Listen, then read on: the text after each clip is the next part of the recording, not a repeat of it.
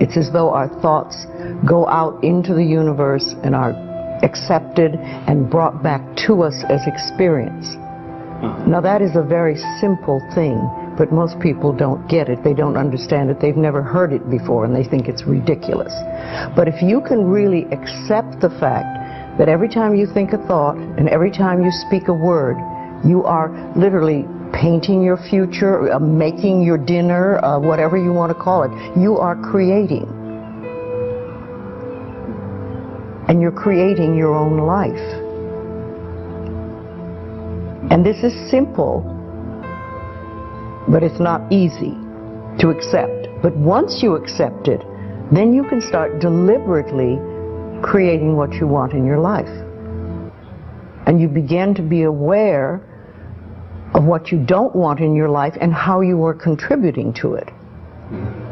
Now, I think this has been around forever, but for some reason in the last 20 years, the universe has wanted this to go out among all the people, or all the people that are ready for it. See, most of us just think, and we don't pay any attention to what we're thinking.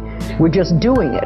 But that's something you need to train yourself to do, to begin to train yourself to be aware of what you're thinking. And one of the ways to do that is to periodically say to yourself, what am I thinking? Would I like this thought to create my life? Would I like to have the experience that this thought could bring to me? Now, it takes a while to do that, but even if we could begin on the smallest level to be aware of our thinking, we can start to make changes.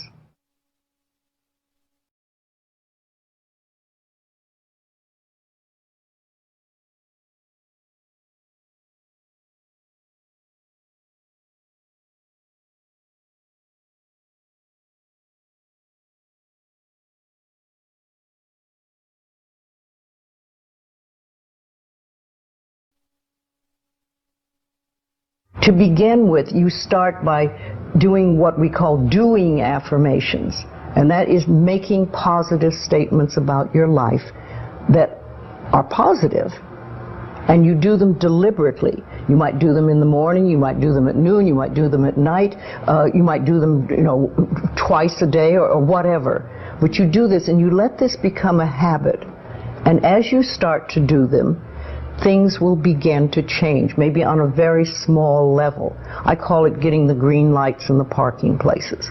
I mean, they're not huge things in your life, but it can be very nice when you get 3 green lights in a row and you're in a hurry. Doing an affirmation is either writing it down, writing it on the wall or the mirror, or using just saying it. What I like people to do is to stand in front of a mirror and do their affirmations. Because there's something very powerful about looking in your own eyes and accepting yourself, or noticing that you reject yourself when you're saying something positive about yourself. So that would be a very beginning way to start. Say in the morning, you get up in the morning, you go to the mirror, and this is a big one, and it's hard for lots of people. But you look in the mirror and say, I love you. I really, really love you. And to begin with, that can be so hard for people because they think of all the things that they think are wrong with them. But if you can start your day saying that, it's very powerful. Remember, I'd like to think the universe is listening to everything you say and everything you think and saying, okay, you can get that. So then it starts to bring you in and bring things into you. And I know this sounds far-fetched, but it's amazing how it works.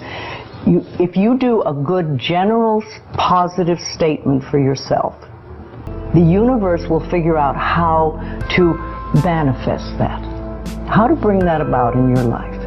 So things could happen that you wouldn't expect at all, but they will happen. If you think of doing your positive affirmations is like planting a seed in the ground.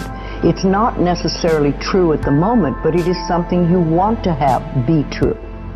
So you put the seed in, and you plant a seed and you expect it to grow. Or you maybe plant 3 seeds just in case. You expect them to grow. And you don't wait 2 days and then dig in the earth and say, what's happening, what's happening? You expect that thing to grow because you know there's a law and a process. And the seed will grow if it is in the right soil and it has the right amount of moisture. Making it really a habit and doing it every day. Doing something every morning when you wake up, that's a really good time. And another good time is when you go to sleep at night. And gratitude works a lot. Just being grateful for everything. The more, I always say the universe loves gratitude. The more you're grateful for what the good is in your life, the more good you get to be grateful about. And it's like, you know, if somebody gives you a present or gives me a present and I say, oh my God, I hate that color and it doesn't fit, and you know, that person will never give me another present. But if you say, oh, it's wonderful and thank you, I really adore it, it's great, that person is probably going to want to buy you a present every time they see something they think you would like. And it's like that with the universe. The universe loves gratitude.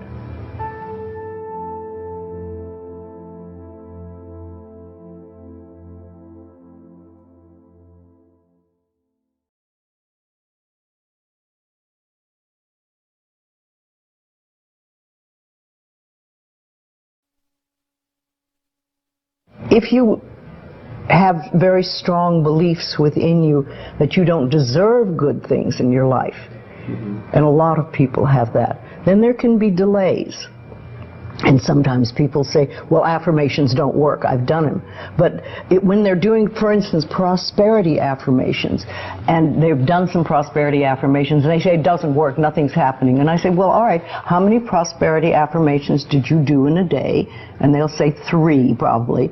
And they say, all right, how many poverty affirmations did you do this day? And that could be 300, depending on where you're coming from and what is running through your mind.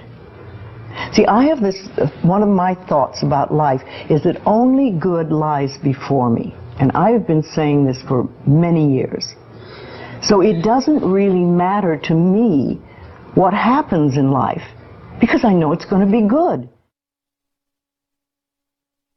Well, there are lots of things you can do to help you become more conscious of what is going on. And because so many of our belief systems really are unconscious or subconscious, we're not aware of them. They're just things that were bred into us as we were children, is to take a little time to figure out what they are. And I always say a really good exercise is to take a big sheet of paper and write on top of it, say, what I think about men. And then another one, what I think about women, what do I think about money, what do I think about any subject you can think of. And just write all the things that come out of your thoughts. And whether they sound good or not, just write them down. And any one subject, if you just write them all down and then look at them and see how many are positive and how many are negative. And if you can take those negative ones and turn them around, make them into positive affirmations, then you can start clearing up what you believe about, say, money that is not positive for you, and or is keeping you from bringing money in. And you can do that with lots of things in your life, so you can really begin to realize what you do believe about these things. So you can't change your thoughts if you don't know what your thoughts are. There is a law of thinking, and we are beginning to learn about it. And it is like a computer. If you have this gorgeous computer put in front of you, and you don't know what to do with it, it's a piece of junk. But if you learn the language of the computer, miracles happen. And that is what the law of thinking is. When you learn how it works, miracles happen. What you think and what you believe, it's what will come true for you. Your thoughts create your life. It's that simple. And when we can get that, we can make enormous changes.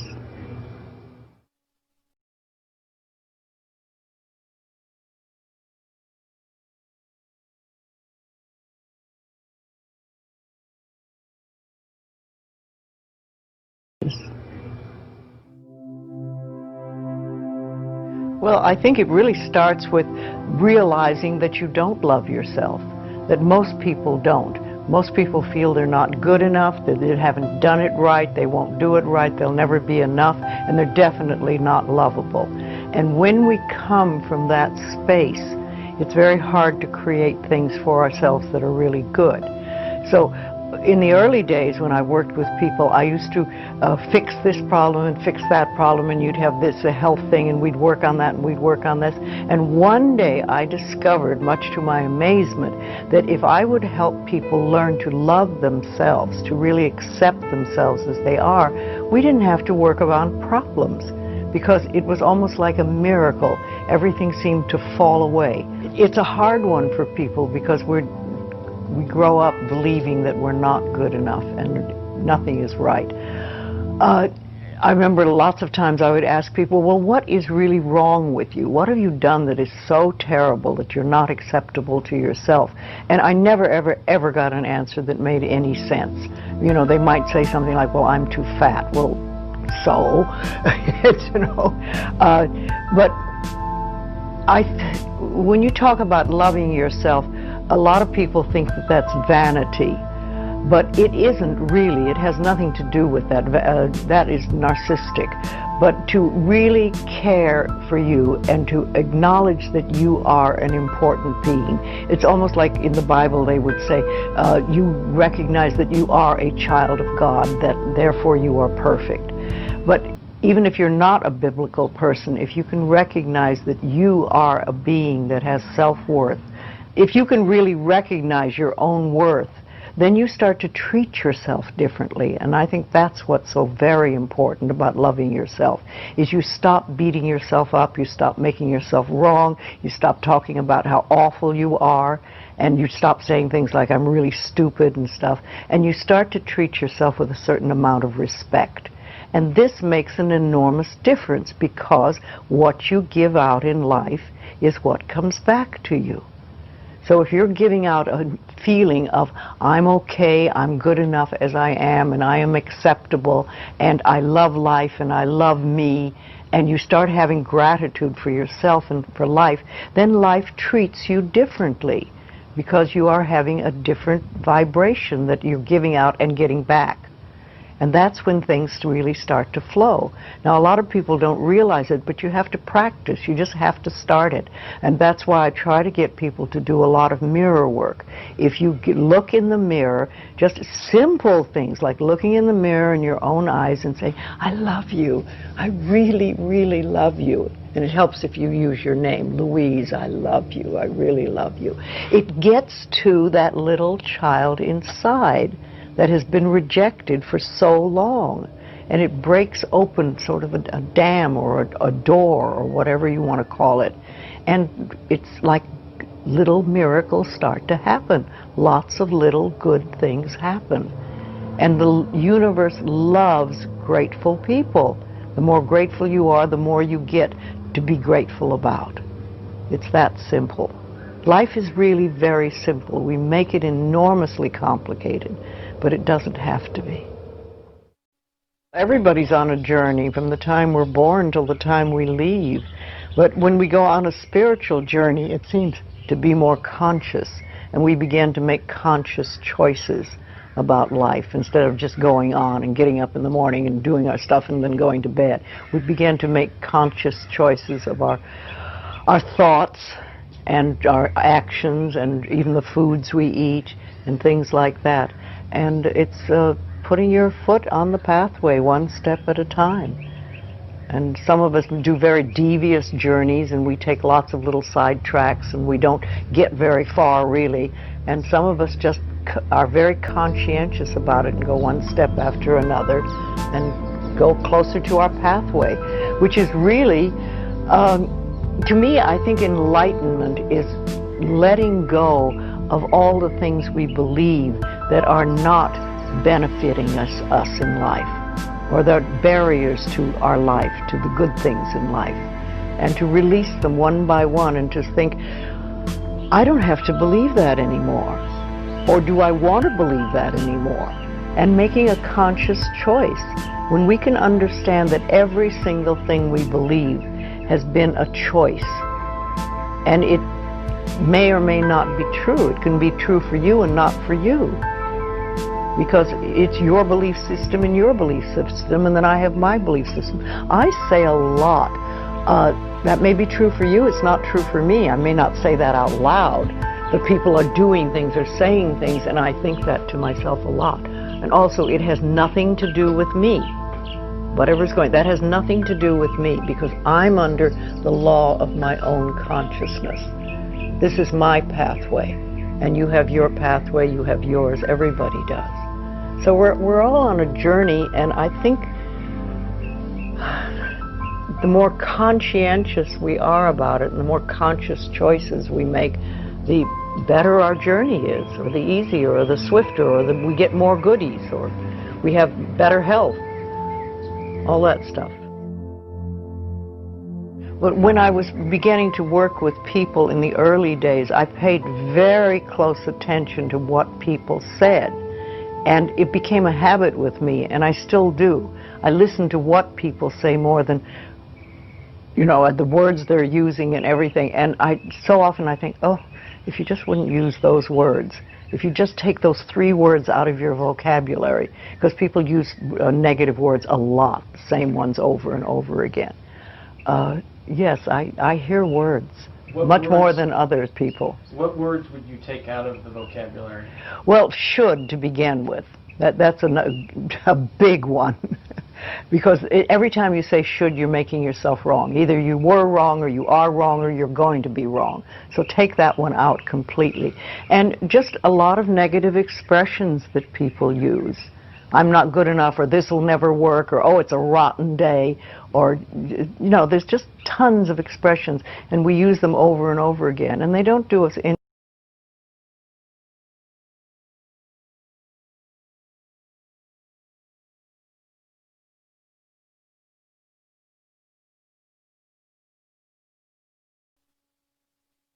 Everybody's journey is individual, because we start from different places, so we can't all be having the same journey.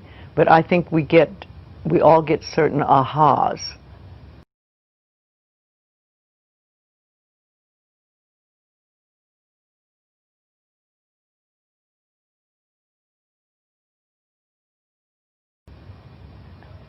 And that's when we've sort of learned something. We say, oh, okay.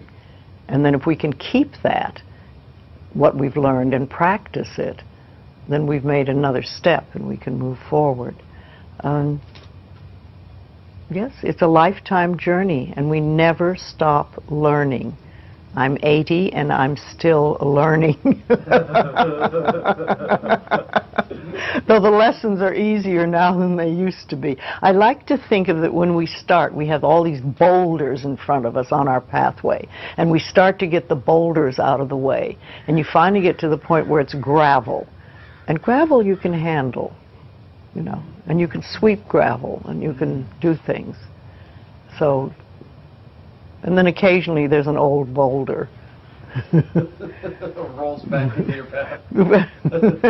You think, oh, I thought I had that one, but not completely. And also I think that when we learn lessons, we think, oh, I've learned that one, it'll never happen again, I've done that, that's it. Well, how do you know you've done it unless it comes by once more and see how you react? Have you really learned it? Is it really nothing for you? Have you gone beyond that? Or are you going to go right back into the same old reaction?